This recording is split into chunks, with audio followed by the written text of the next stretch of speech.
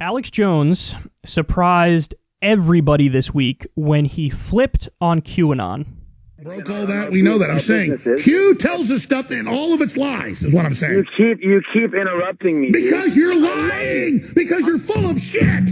That's why. Because every goddamn thing out of you people's mouths doesn't come true. And it's always, oh, there's energy and, oh, now we're done with Trump. You said he was the Messiah. You said he was invincible. You said it was all over. They were all going to Gitmo. Now, oh, he's part of a larger thing of Q. I will not suffer your Q people after this. I knew what you were day one. And I know what you are now, and I'm sick of it.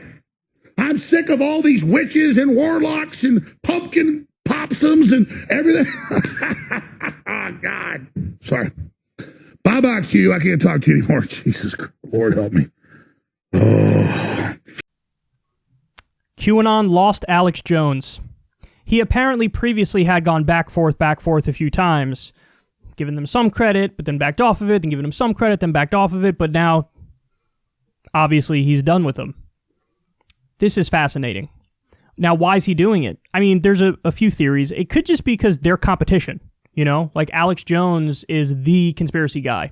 He's the place you go to for conspiracy stuff. He views them as a threat to that, as a threat to his, like, lockdown on that market. That's possible. It's also possible he's trying to protect his butt legally because he was at the rally that was just before the Capitol Hill riot.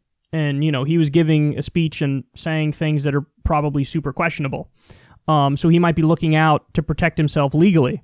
But, you know, another interpretation of it is exactly what you see here, which is just like he actually is fed up with them and doesn't agree with them. And you know, he's actually correct that they've said certain things, almost everything they say, just factually turns out to be verifiably, provably wrong. Like, they're just wrong.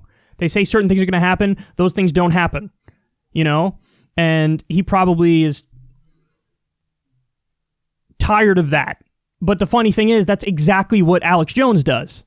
Like, he always says things that turn out to not become true. Always. I mean, he was predicting a Donald Trump landslide victory.